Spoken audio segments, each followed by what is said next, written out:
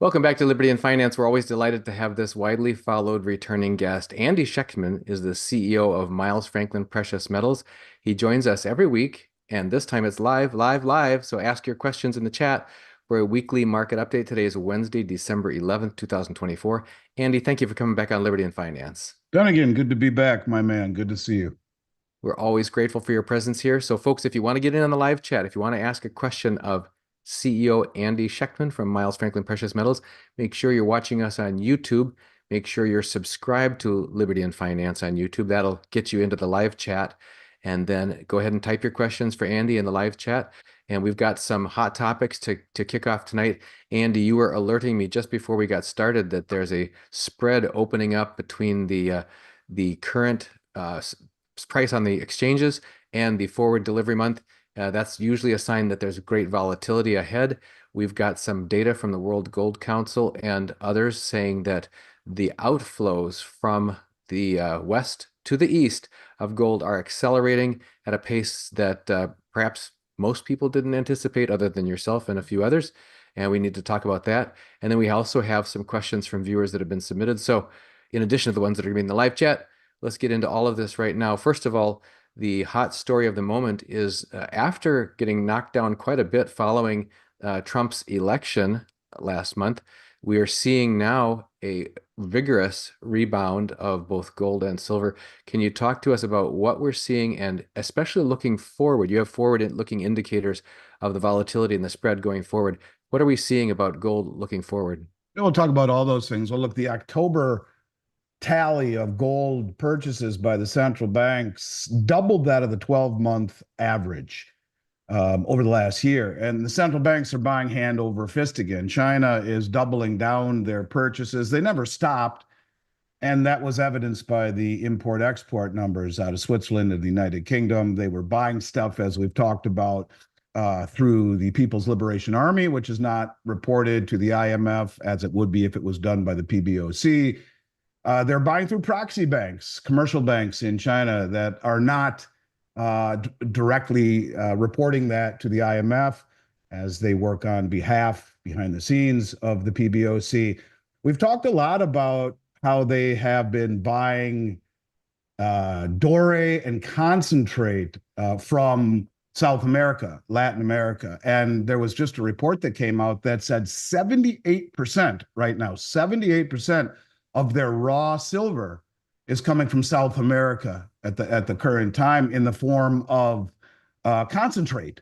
And so, the amount of purchasing that we are seeing, it's probably why we've seen the bullion banks start to cover. I think they realize that the purchasing is not ending. When we saw Trump win the election, there was a euphoria, and rightfully so, as we've talked about, for many reasons.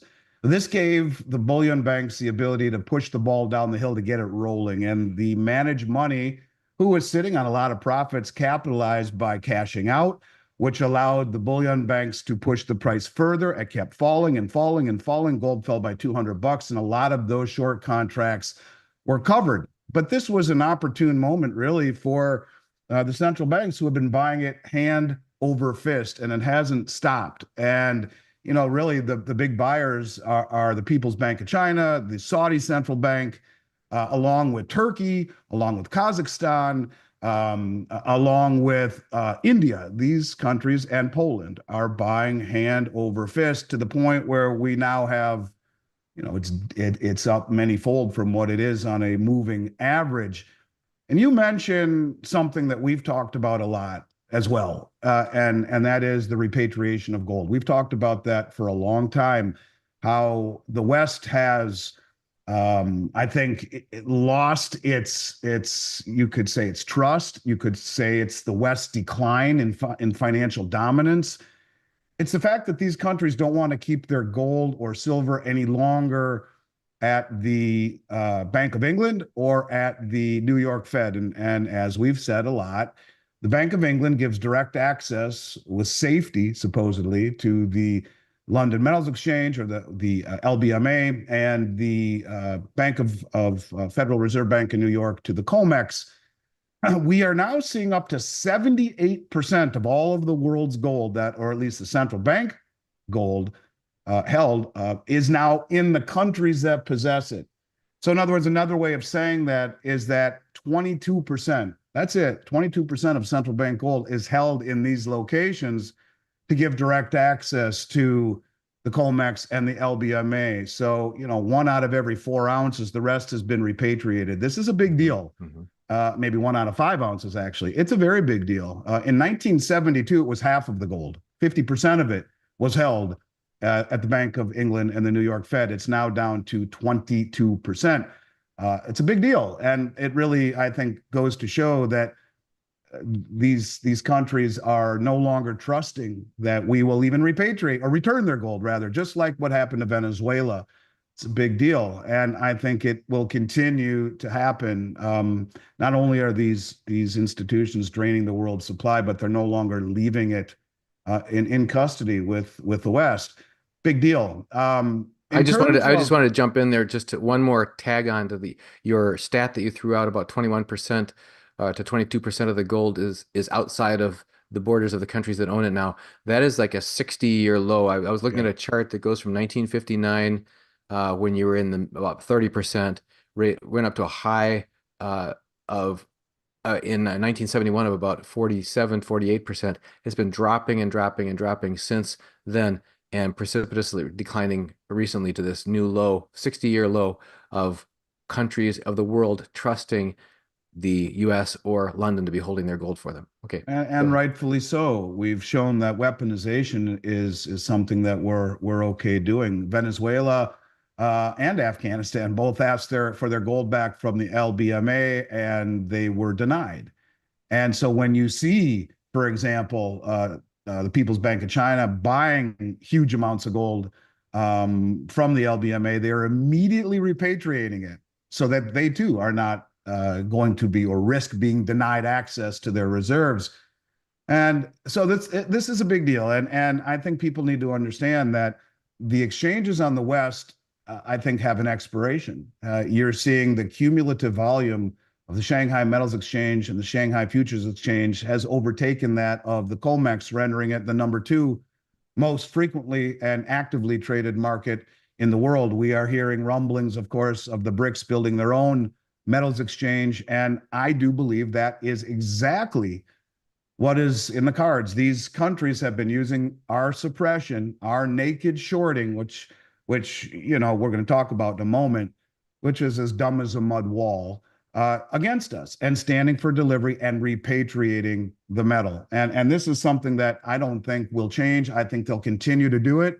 They'll continue. And the reason they didn't yank it all is that they want to continue to play the game. And that game, in my mind, is continuing to allow the West to be stupid enough to suppress the Mhm. price of gold and Mhm. silver. Yep. And they will stand for delivery. This is an option that never happened before. And as I've said on your show a million times, the countries that have done this were never coordinated, motivated, or sophisticated enough to do it, or wealthy enough. Now they are on every level.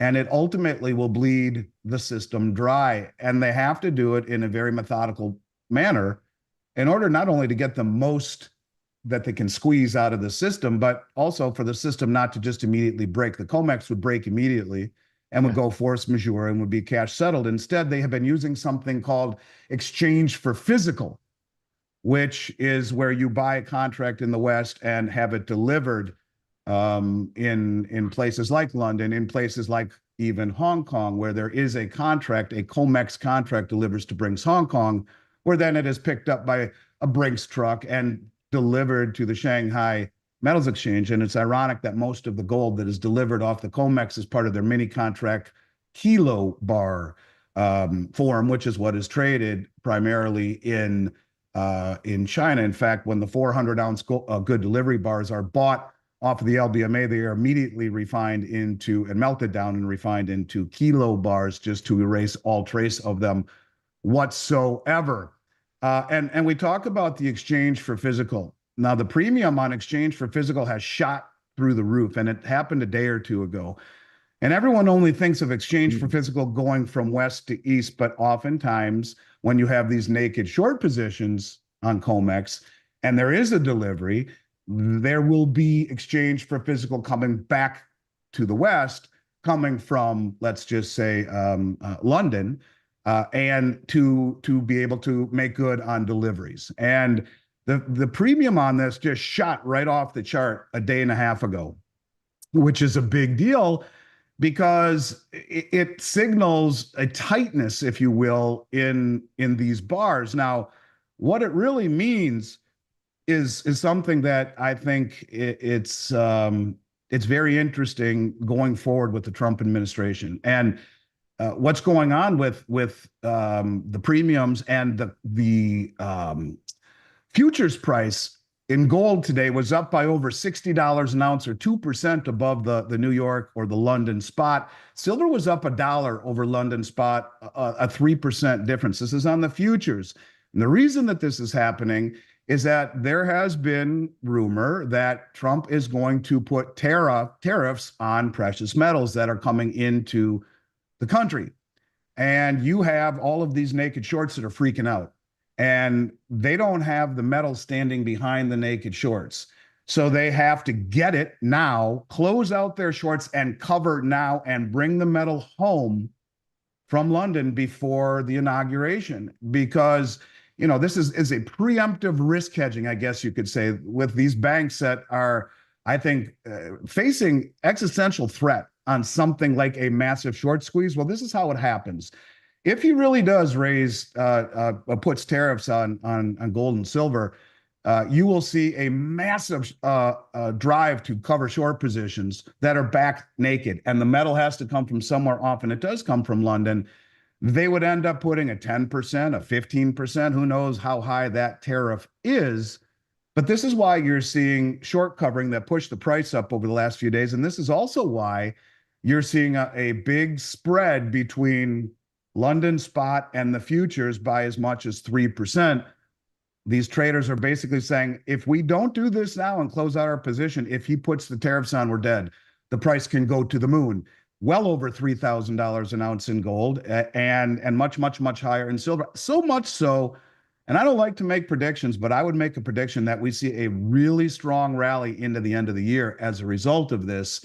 And this is just the very beginning. It will be an interesting thing to watch. We'll see what happens over the next few days. This is similar to what we saw during COVID. It was the other way around. There were big premiums on future, on spot over future. The other way around here, not there, because there was worry about the ability to get metal here because of the supply chain disruptions. And so you would see the price $70, $80 higher than the futures price. Well, it's the other way around now, because they're basically saying in the future, you put these tariffs on, prices are going to go way higher. And you look into the on the futures market right now and look into the March contract, and the prices are way higher than spot is right now. It's very bullish for both gold and silver, and underscores how stupid these banks are. It also underscores the sensitivity of the precious metals market to things like policy developments or geopolitical risks, where just like that, things change. And this is all happening kind of under the radar, as most people are fixated on what we've seen with cryptocurrencies. They're not noticing this. And here we are right back up above 2,700 as we speak right now. The gold is almost 2,730, pretty darn close to where it was before all of this started. Silver is just over $32 an ounce. So we're climbing right back to where we were. The banks were able to cover a bunch of their shorts. And here we go, back to the upside again. Only now you have something that could potentially usher in, honestly, a real squeeze. A squeeze because these short positions are massive. 700 million plus ounces of silver on COMEX, 4 to 6 billion ounces short on the LBMA. I mean, this is rocket fuel type of potential if this continues to move the way that it is. I wanted to share, let me just share right now a graphic from the World Gold Council that shows, for people who think in terms of systems, this shows the world gold flows. On the top left here, it says exploration companies, major miners, junior miners, other miners, and they produce doré, and it goes to refiners, and then bullion goes to these markets. And you mentioned the OTC markets in London and Zurich, et cetera, versus the metals exchanges, such as the Shanghai and so on. I wanted to zoom in on that. Let me just zoom in here real quick for everybody. I got to be able to zoom. Hold on. And there is a big distinction between an OTA market and a regulated exchange. The regulated exchange, like COMEX, has rules and guidelines and is more transparent. The OTC market, over the counter, is much more opaque. It's peer to peer, and we don't have as much clarity on things. But the size of the short positions are 5 to 6, 7 times what they are on COMEX, and these short positions are enough to literally bring down some of the biggest banks on the planet. And this shows the bullion banks right in the thick of that. You've mentioned to us for the past month or two that China, for one, and perhaps others, are avoiding just using the exchanges, which have been almost bled dry, but Yeah. instead have been going up the food chain before the refiners, going for doré, semi-refined or raw doré all over the world, working with mining companies to get stuff off exchange, to get it outside and to bypass the Right. exchange. So first you mentioned this strategic, methodical method that's been used for the past 4+ years for this, taking advantage of, exploiting the artificially low prices, these subsidized prices on the exchange. So here we've got retail clients complaining, I'm so frustrated that, metals haven't gone up more than they have, and yet you've got these countries that have been repatriating, and pulling metals off the exchanges and bleeding the exchanges dry. But now, as those exchanges are almost bled dry, going upstream and outside that whole loop to again prolong that opportunity, it seems, if you wanted to be able to continue to get physical without blowing up the whole thing and drawing attention of the whole world to this. And yet, it sounds like now the other article that you shared. Hold on, let me just get there again. I'll share it again because so people can see that. One If you moment. think about it, going to those miners, not only does it disintermediate the marketplace, it doesn't affect the price. It is not transparent. We don't know how much they're actually turning Right, that right. unrefined product, what it actually turns into. It's a way for them to accumulate massive amounts without the market really being wise to it. It's a big deal. This is all big stuff that's not getting enough attention. And I'm going to stop that share, and I'm going to bring up this story again that you talked about, which is this one right here.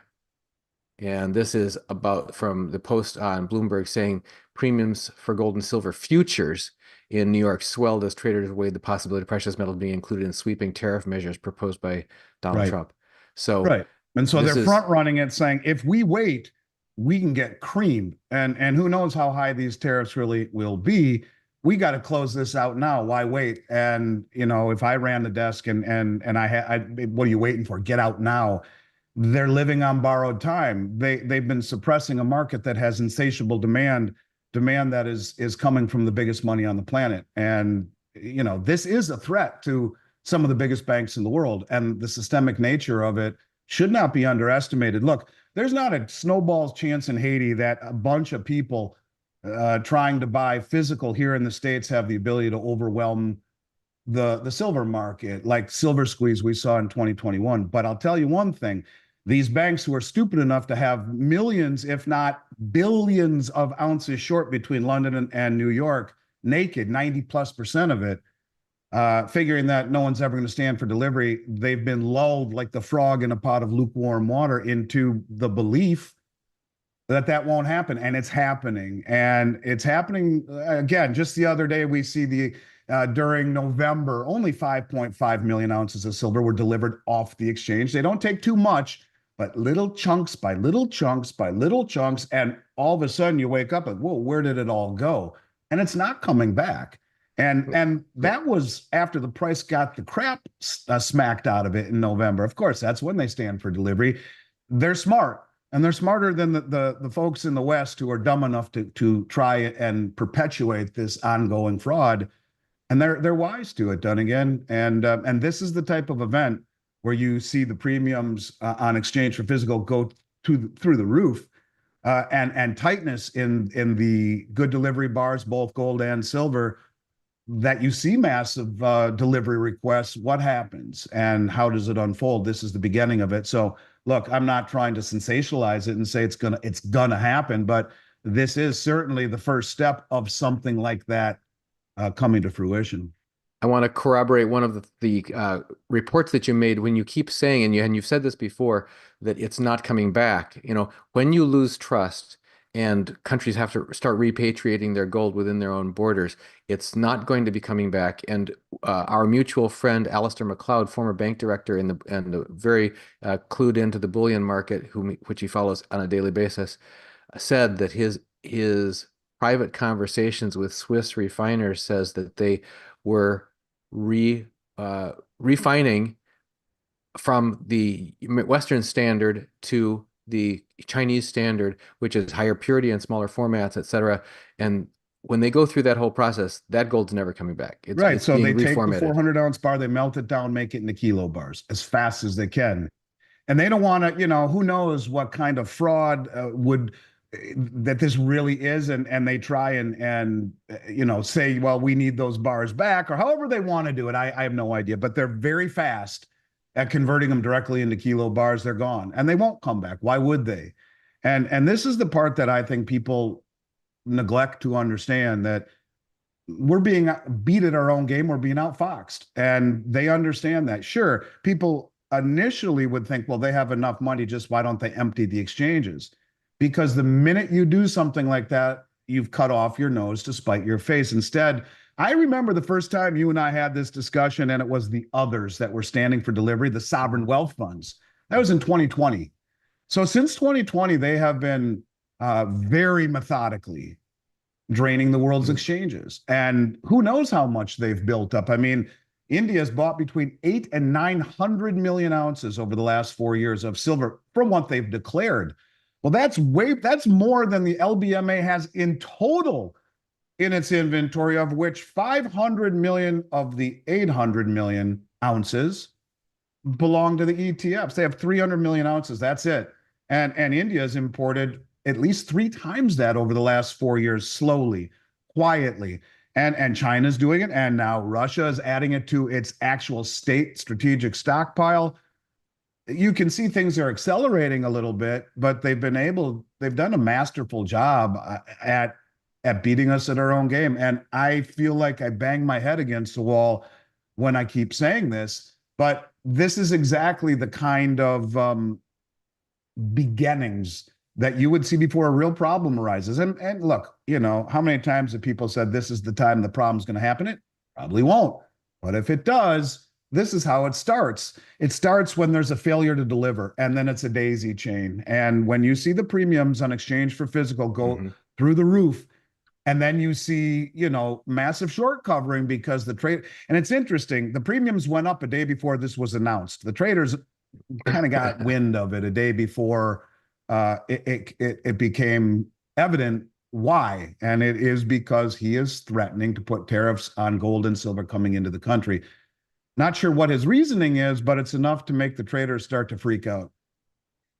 Another question I have for you, and we've been through this cycle a couple of times together, is you start to see these big picture flows and distortions and spreads widening. That whenever you see the spreads widening, volatility ahead, how long till, from your experience, and you have considerable experience over 3.5 decades here, until those premium expansions on the exchange for physical may end up reflecting in increased spreads and premiums at the retail level? It depends how severe it gets. I mean, ultimately, the retail level comes from somewhere. It comes from the big bars off of the exchanges. And if there were a run by the big money in order to cover positions and deliver on the big bars, it would happen very quickly.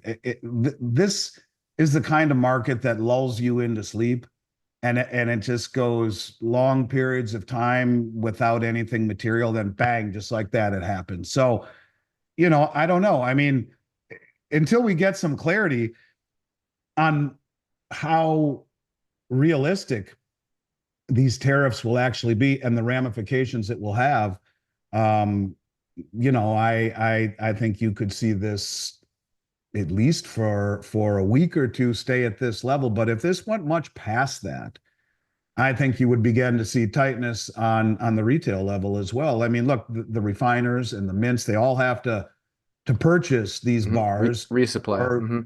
or inventory for stock.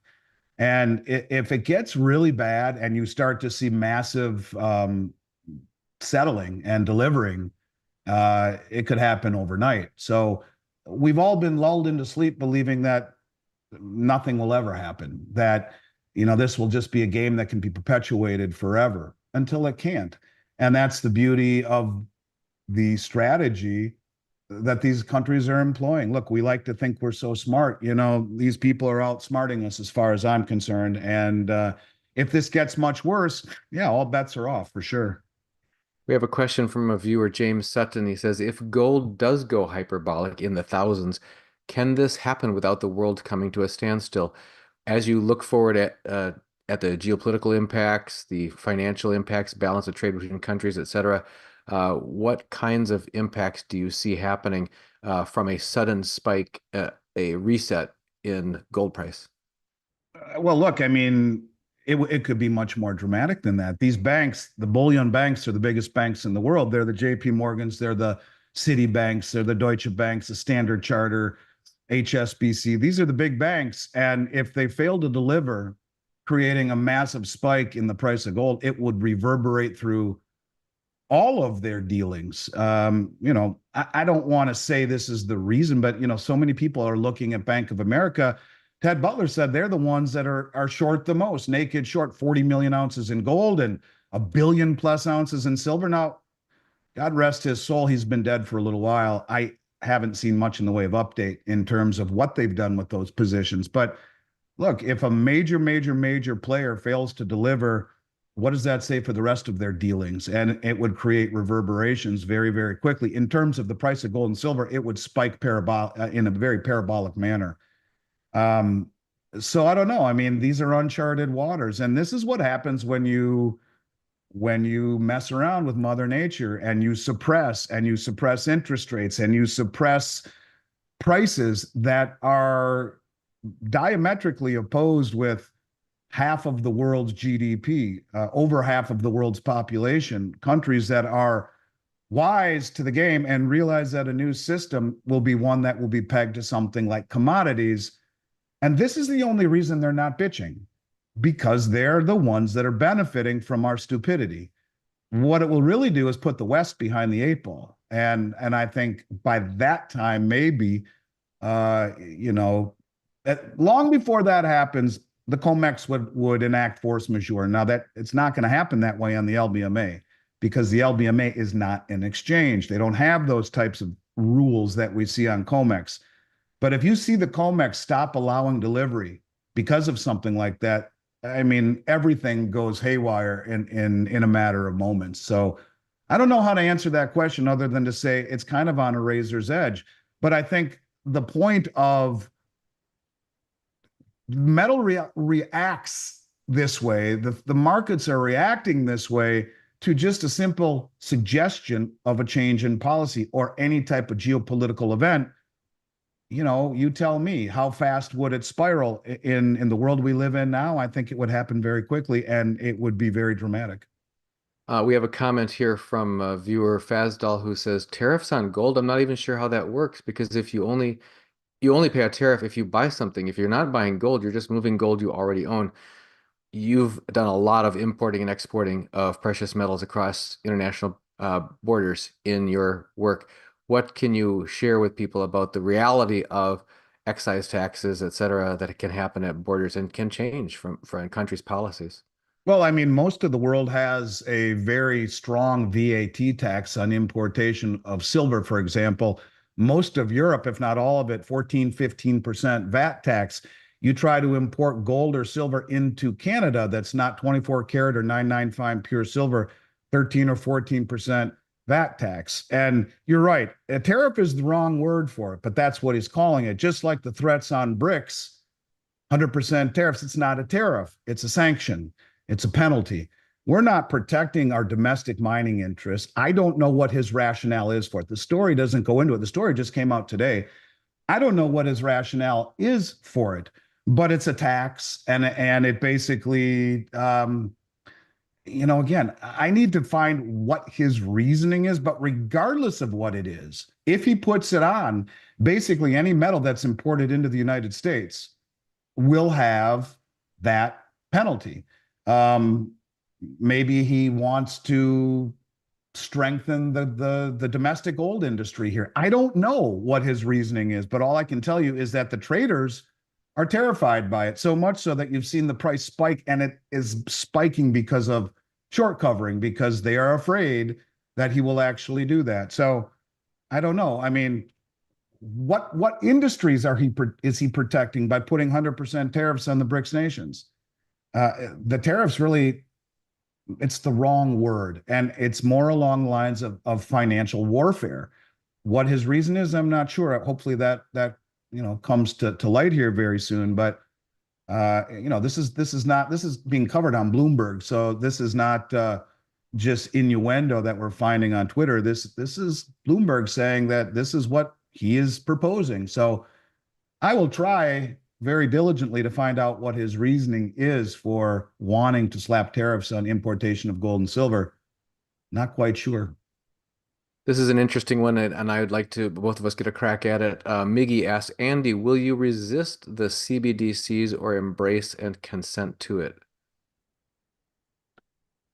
You know, I think there's two ways a CBDC would come out.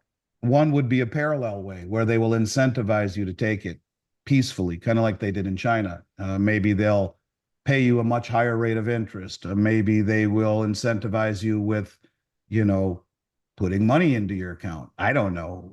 But they were incentivizing the Chinese to take it. However, it is maybe, I don't know how they would do it. The other way is everything blows apart. Um, and markets collapse. I had someone in an interview I did last night in the live stream say, "Do you think Operation Sandman will happen the day of the inauguration?" I don't know where he's getting that information, but if Operation Sandman really did happen, where 120 countries or so have supposedly already agreed to dump the dollar in the treasury market all at once, something I've talked about with you forever, not in the vein of Operation Sandman, but in the vein of the stupidity that we have shown the world in the way that we've managed our affairs, um, it would blow everything up in a matter of moments as interest rates spike to the moon. Everything associated in this country with wealth is gone. Stocks, bonds, real estate, the banks, the insurance companies, everything would reset.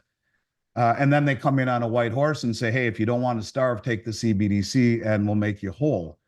So I think there are two ways they can roll it out. One is by incentive, in an orderly fashion, and the other would be more chaotic, where you more or less have to take it in order to conduct business as everything collapses. So I'm not saying that that's on the agenda. I'm just simply saying I don't think they roll out the CBDC just, hey, whoever wants to take it, go ahead and take it, unless it's done in that manner, the way they did it in China, on a complementary basis to the regular yuan, to the regular currency, and not just this is your only choice. I don't know how you resist it.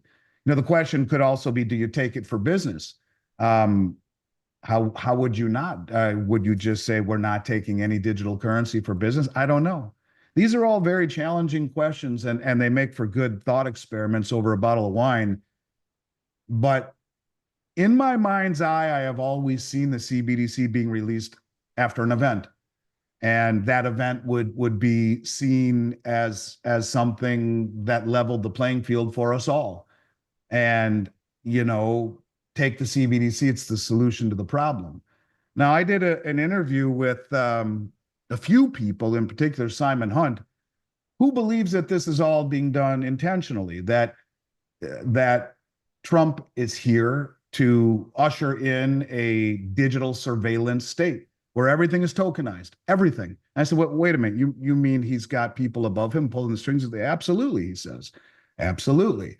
That those are names and faces we will never see, but it is to usher in the tokenization of everything, and it will start with the digital ID that will be sold under the guise of election integrity. I'm doing an interview with Nomi Prince a week from today, and Nomi did a documentary, I guess you could call it, on, and it was unbelievable, on the uh, digital ID and the patents that Bill Gates has had for over a year or two on the digital ID as it relates to your bank account information and your health information. And it was frightening as hell.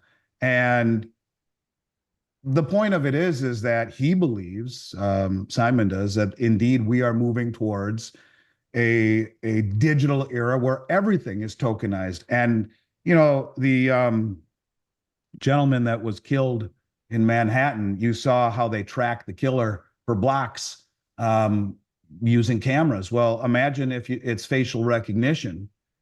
You're in the system. Everywhere you go, everything you do, everything you buy will all be tokenized, will all be on the ledger, will all be surveilled.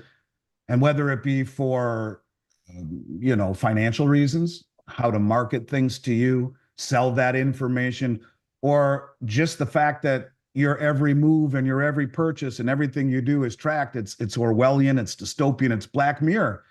But that's what they're saying we are heading towards. And indeed, he believes we are heading towards an era of central bank digital currencies. There are states that are trying to resist it. I get it. There are states that are saying we won't take it, or that we'll use sound money, gold and silver. All I can tell you is that there are people who believe that this is all being done intentionally to roll this kind of stuff out. And if you think about it for a minute and you just distance yourself from what we want, I mean, what better guy? First of all, they would come in. There are two ways they could do it. He would come in and they would use Doge and they would slash everything, and they would investigate everything, bring back integrity. I mean, I've done 2 interviews with Kash Patel. This dude's for real. He looks right through your soul, and he's genius level, Mensa level smart.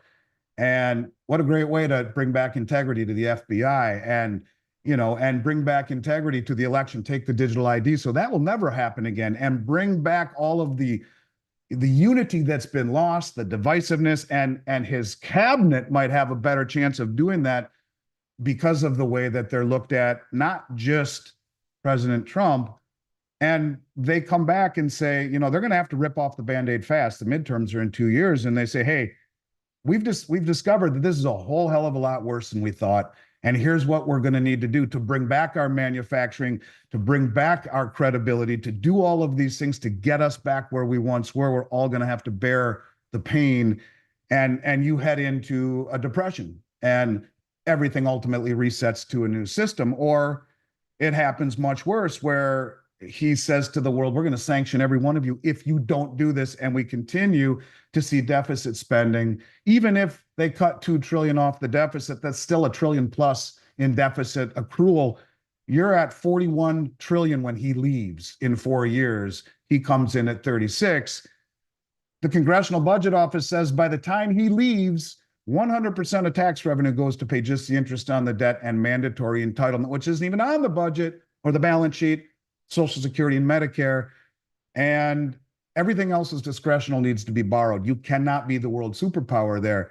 And maybe the continuing threatening and sanctioning and bullying and all of the stupidity, if he doesn't stop that, maybe you do see an Operation Sandman that is being intentionally precipitated. Now, I hate to say that. I do believe he's the best person for this country on many levels, but he's also the person who's an expert in restructuring and bankruptcy. Could it be possible? Maybe. I don't know. In other words, is he the Trojan horse, or is he riding on the Trojan horse? Is he a good guy, or is he part of the deep state? And I say this to you only because I try to think of both sides. And I know that will anger people. I voted for Trump. I am thrilled that he's here. He may get our country back, but it doesn't get us out of the way of the debt. It doesn't get us out of the way of the problems we have financially. We have to cross that bridge. And is it peaceful and united, or is it chaotic and crazy? Either way, we are going to see things change dramatically over the next several years. Don't know how it plays out, but I think people need to think of if you haven't learned to think outside the box after the last 4 years and question everything, even the people we believe are here for our best interests, then you haven't learned anything over the last 4 years in my mind. And again, I am not speaking negatively about him. I am thrilled. I thank God he was elected. But we have to think, what if? Just what if? Why has he never spoken out about monetary policy? Why has he not spoken out about the debt? Why is he being very quiet? And to the same, by the same token, it's strange when you look at Powell. I think Powell's on Trump's side. What does that mean? I'm not sure. Why, if Powell wanted to get Harris reelected, he would have lowered rates in March or in April or in May, not in September. That guaranteed that she wouldn't win by keeping rates higher. Um, this is all very confusing. It will all play out. But the bottom line is there is no way to the other side without a reset. There just isn't. And what does that reset look like? And what does the currency look like? Not quite sure, but I do know it's coming in one way or another. Can't hear you. Since we founded our channel in 2013, originally as Reluctant Preppers, just a reminder to all of our viewers and subscribers that one of the ways to reduce the risk that you'll be left without any other options if CBDCs do get rolled out in a non-friendly sort of way, a coercive sort of way, is to reduce your dependence on currency to the greatest extent that you can to find out who are the food producers, who are the people that provide services in your local community, and establish a network of those that you know are willing to take real money. And again, remembering that then there's been going on a lively little discussion in the live chat that remember that the dollar, the US dollar, as defined by the Coinage Act of 1792, is 372.5 grains of silver. That's what a dollar really is, not these stupid Federal Reserve notes that are passed off on us, and not a CBDC that'll be passed off on us. They'll probably call it a dollar just so that people transfer their allegiance from from the word dollar into this new system. But find people that either you can work on gardening your own food, etc., but doing things, learning skills for yourself, but also just find out people in your community that are willing to trade with you directly in real money. And oh, speaking of which, Andy, we should tell people what the specials are. We get so engrossed. Let me just share that. Hold on, bring those up right now. 1 second. Here we go. Oh, where did it go? I'll find it here. Sometimes I wonder as you're looking if I'm stupid to say the things that are on my mind or not. It gets misconstrued so often, but I think that people need to question everything after what we've seen. If you haven't realized that everything we were told over the last 4 years has been a lie, everything, I think you have to question everything moving forward if it's coming from the government, regardless on how wonderful they appear to be. Let me start with the ones that people may already be familiar with. Here you go. The 1 ounce gold British Lion and Eagle coins at 99 over spot. Yeah, that's a limited mintage gold coin from the UK, again, sold at a fair price. When you're buying limited mintage items and paying a stupid price, it doesn't make sense. And they're very cool coins. They are limited. A gold coin is a gold coin. This will be on par with just about anything, but it is a limited mintage. So for that reason, we decided to get a bunch of them, and we like them. So if you're, for me, my favorite choice are American made coins. They truly are, but you're going to pay 20, 25 bucks an ounce or more higher than that. So if you want to get a better deal, something from a establishment, this is a good choice. We also have the 10th ounce gold Britannias. The fractional golds are very popular with our viewers. Yeah, I love the 110. If I had my choice, look, whether you're playing poker or driving on a crowded highway, you can never have too many exits or outs. Same thing is true with investing. If I had my choice, I would own all 1/10 ounce coins, but the premiums are much higher. They're not dealer imposed premiums, they are mint imposed premiums for people looking for ways to barter. My favorite choice are the 10th ounce Eagles, but these are good too. I don't mean to denigrate our specials. I'm just being honest. I prefer the American made coins, but these are from the United Kingdom and they're every bit as pure and good and just another choice. And we have a special also on the 2 ounce the Rockies, the Rocky Mountains coin from Right now, Canada. this is a coin that we had commissioned by the Royal Canadian Mint. We have the exclusive on it. It is it's a neat coin. It's very chunky. At 349 over, again, you're on par with all of the major minted coins, only this is something, and I'm not going to pretend that this has massive upside potential as some companies do because it is a um, a limited mintage, and we have an exclusive on it. They're very cool, and I like them a lot. And maybe they do have better potential down the road. Not sure, but this is something you won't find anywhere else, and the prices on them are on par with what you'd pay for any sovereign mint coin. So it's a cool one. I like it a lot. If you don't own any 2 ounce coins, they're very neat. They really are. Another thing worth mentioning, or two things about the Canadian mint. One is that it's another North American mint, so Right. it's a close neighbor. Most people in the U.S. have heard of Canada. They know they would trust, that they know where this came from. But secondly, the security features, and you can see the radial lines design on the one that has the bust of King Charles on there, and on the other one as well. Their engraving precision and their security features are always a couple of years ahead of the rest of the mints in the world in terms of making sure that they're difficult, if not impossible, to If you look on the forge. backside, that little maple leaf right there, the Hmm. micro engraving is next to impossible to do. So you're right. That is their security feature. Yep, I'm gonna zoom in on that. This photo won't do it justice, but you can. The idea is when you look at that, you can get as close as you want to it with your naked eye or with magnification, and it's incredibly detailed there. Um, and so anyway, and the 4.9's fine is purer than most sovereign minted silver coins. So Yep. uh, all right, I'm going to stop that share. And we have one question that was asked. I think it's a straightforward one by a client during the week who emailed this question, and he said, "Which is better, spot price or melt price? Can you please dispel any uh, uncertainty in people's minds about the differences between spot It's the price and same melt price?" thing, and it's just confusing to people.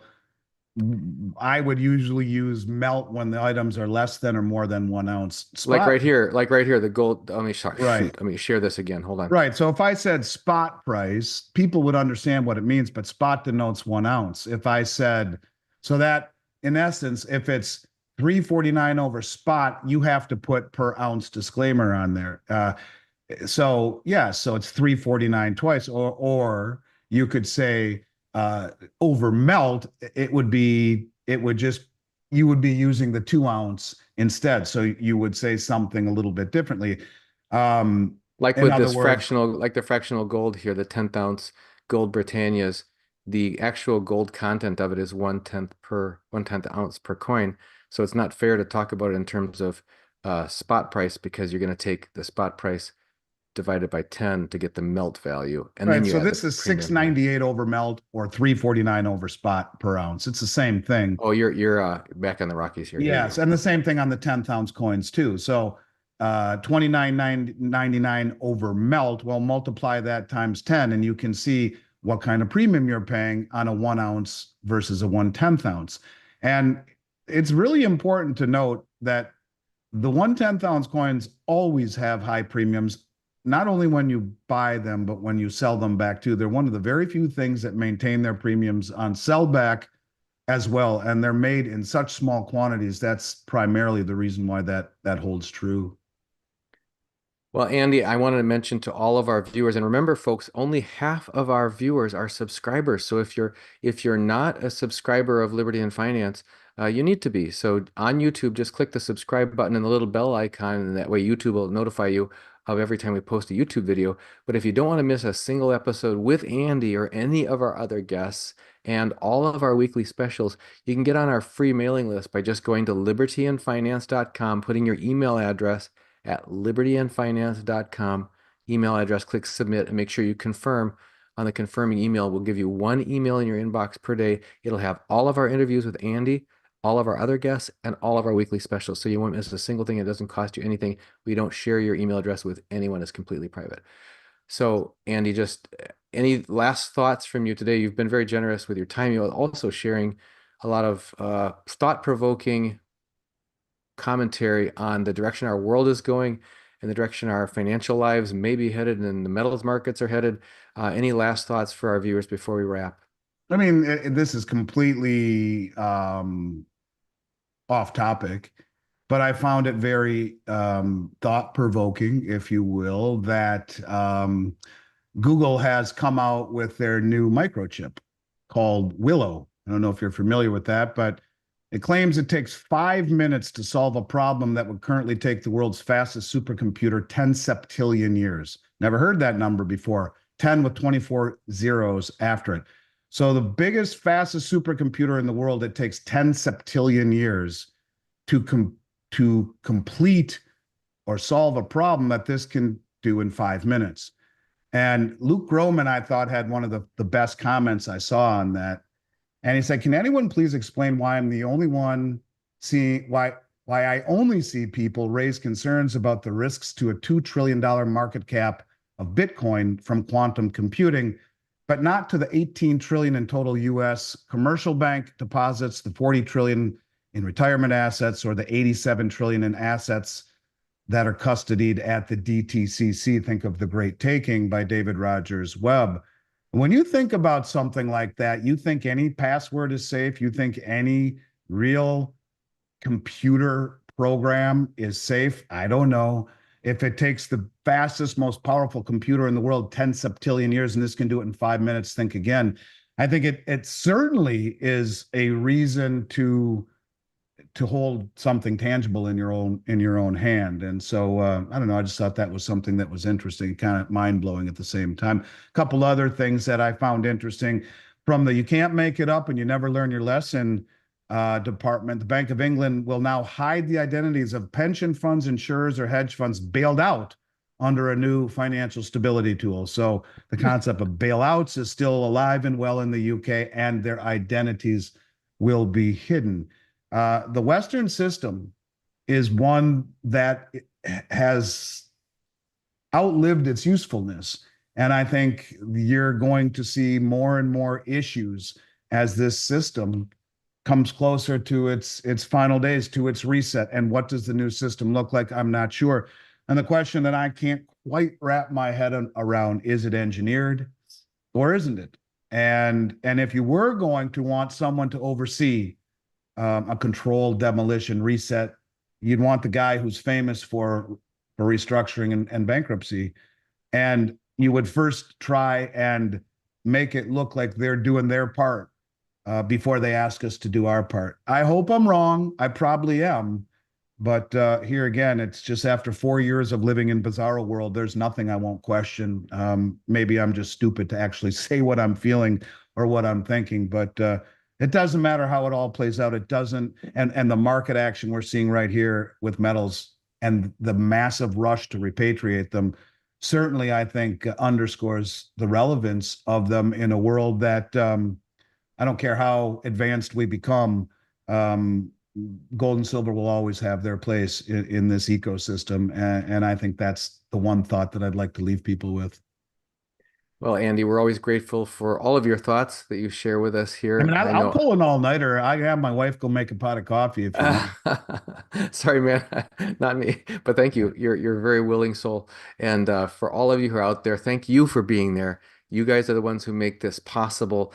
You've been keeping our channel growing since 2013. Share this video. Share it with someone that you care about and who you'd like to help, expand their perspective so that they can take action while there's still time to take good care of their family's financial future so we can all survive and thrive by preparing properly. Would you allow me, please, just to make a shameless plug of my Tuesday night Oh yeah, go ahead. Yeah, yeah, sure, sure. just the Tuesday night live stream that I've been doing. This is not the show where I have guests on, but I do a Tuesday night live stream, and I made a promise that if we got to 30,000 subscribers, which we have really fast, we started in June, we're over 30,000, and that we're going to give away a 100-ounce bar next week. They have to be on the live stream. So if you have a few moments to spare next week, please jump on. What time is Um, it? What time is it that's exactly? at 8 o'clock every Tuesday Eastern. night, just like Okay. we're at 8 o'clock every Wednesday night. I would never miss being here. And but if any of you want to get in the running, and the way that we have this program that goes through all of the comments that are made, and it cycles them, and bang, it pops out a winner. So you have to make a comment. And if you have some time, drop in. It could be worth over $3,000 or about $3,400 to someone. I think we're going to give away a couple of 10-ounce bars too out of appreciation. So How if cool is if if that? there's time. Awesome. Thank you, Andy, for being here with us as always. And thank you all for being part of this. Make sure you share this video widely. Make sure you like, make sure you subscribe, make sure you get on our free mailing list, and then make sure you share this. Thank you, everyone, for being here. Andy, once You're the again, thanks for best in the joining us on business, Liberty and Don, again, and Finance. I mean that, my man. I look forward to chatting with you soon. Thanks for having me again. Take care, everyone.